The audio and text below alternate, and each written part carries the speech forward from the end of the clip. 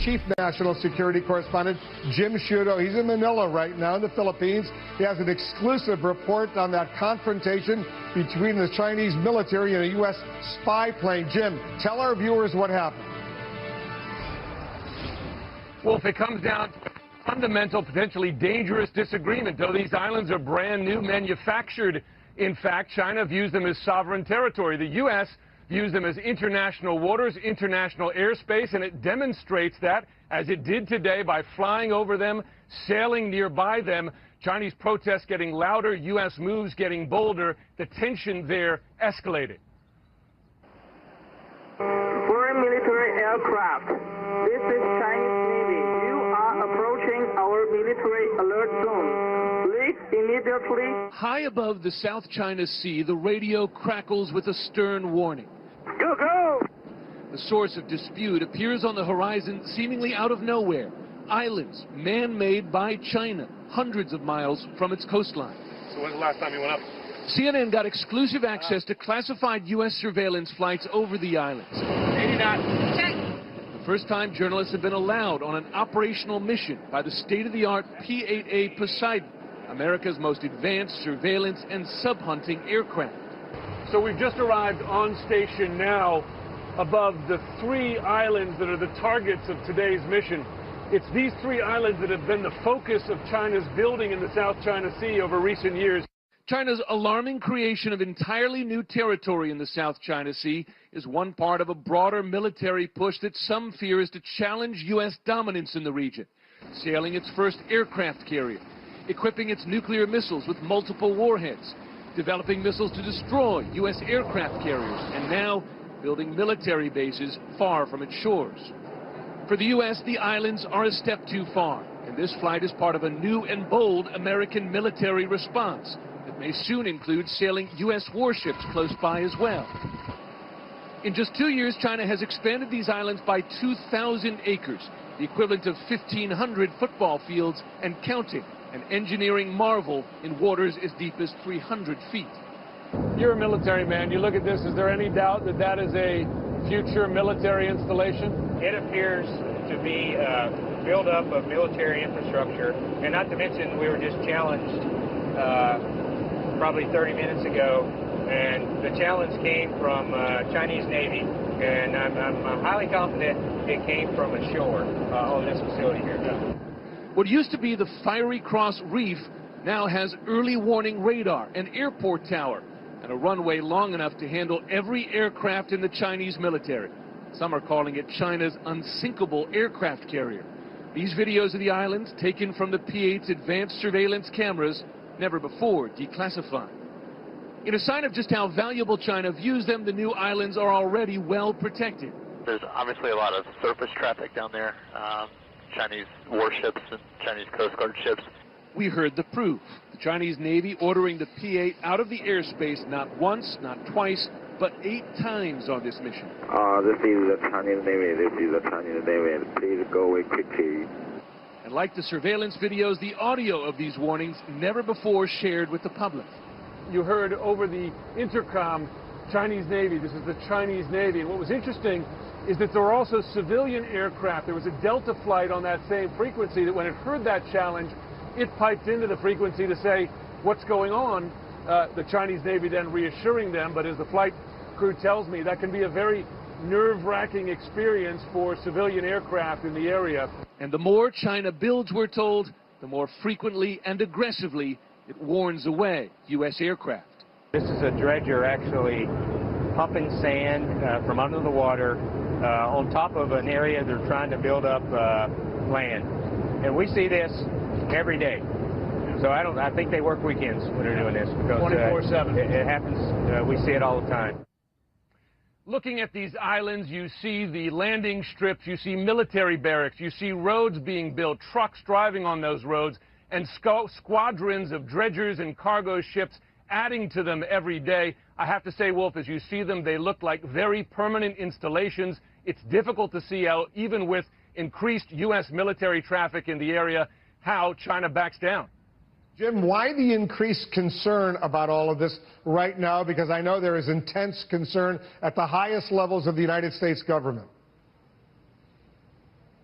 It's two things, Wolf. One, it is pace. Over the span of just 2 years, China has expanded the area of these islands from 5 acres to 2,000 acres, 400 times, and it's rising every day. We saw that today, but it is also this. It is the militarization of them, putting in landing craft that can carry the largest military aircraft in the Chinese arsenal, the early warning radar systems, deep water harbors that can accommodate Chinese Navy ships. It is that militarization that has the U.S. now considering a bolder military response. And when the Chinese military says to the American Poseidon, the crew up there, please go away quickly, what's the reaction from the crew inside that Poseidon surveillance plane?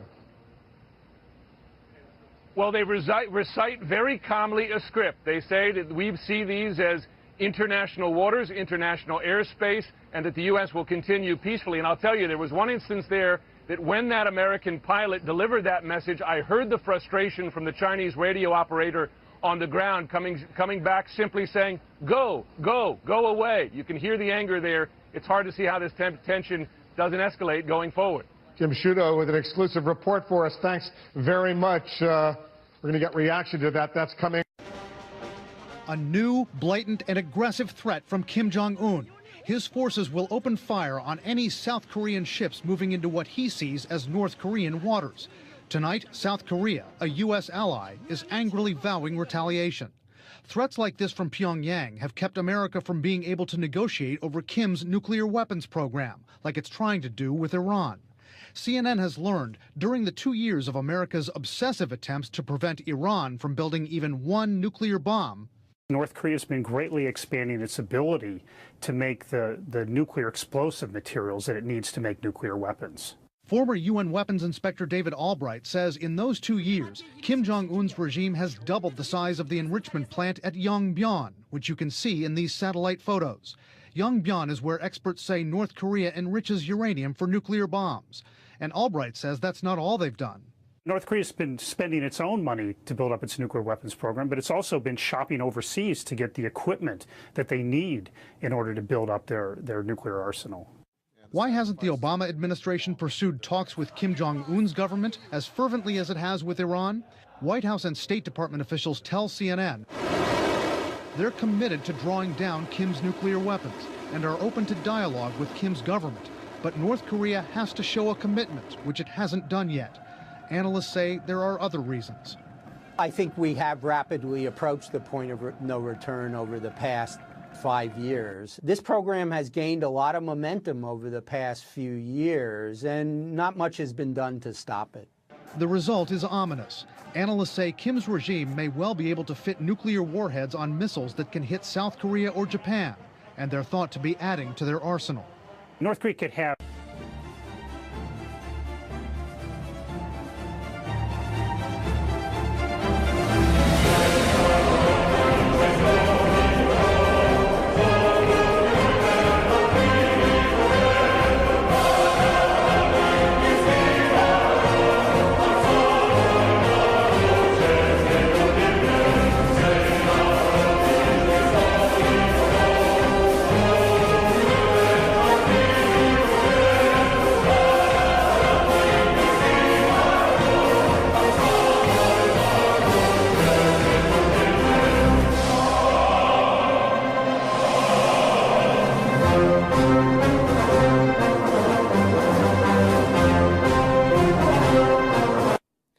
until now, the Kremlin has insisted that its annexation of Crimea in the middle of March last year was purely a reaction to a referendum that was staged there, in which apparently 97% of the population of Crimea voted to become part of Russia. Now that position has changed. Vladimir Putin on state television as part of a documentary marking a year since Crimea became part of Russia, saying that in fact this was part of a pre-planned plan which was discussed some weeks before the referendum took place. Take a listen.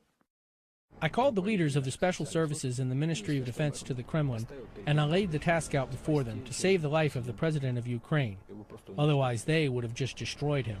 We readied to take him straight out of Donetsk, by land, by sea, and by air. It was the night of the 22nd to the 23rd. I said to all colleagues, We have to start working on the return of Crimea to Russia. Well, Vladimir Putin there revealing also details of a plan to evacuate Viktor Yanukovych, the ousted president of Ukraine. Up until now, there had been no details about a special forces operation that had been set in motion to extract him. It's not the first time, I have to say, that Vladimir Putin has, how shall we say, revised his idea, revised what happened in the past, the steps that have been taken. You remember on February the 27th of last year when armed men dressed in full uniform started to take over key government installations in Crimea. The word from the Kremlin back then was that these are not Russian forces, these are purely self-defense groups that have assembled ad hoc on the ground. He then subsequently admitted that they were in fact Russian regular forces sent in to back the locals. And so, again, it's not the first time that Vladimir Putin has changed his story. And I suppose it raises the question, will he change his story again over other details? For instance, the deployment of Russian forces in Ukraine, in eastern Ukraine, which he categorically denies at the moment. Will that story change in the future?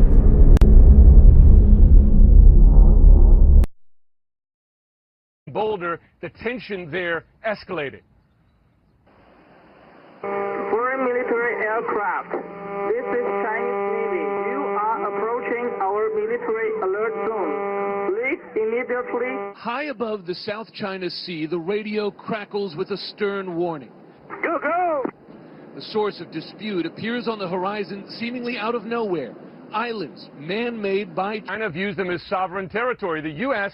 views them as international waters, international airspace, and it demonstrates that, as it did today, by flying over them, sailing nearby them. Chinese protests getting louder, U.S. moves getting... But let's begin with our chief national security correspondent, Jim Sciutto. He's in Manila right now in the Philippines. He has an exclusive report on that confrontation between the Chinese military and a U.S. spy plane. Jim, tell our viewers what happened.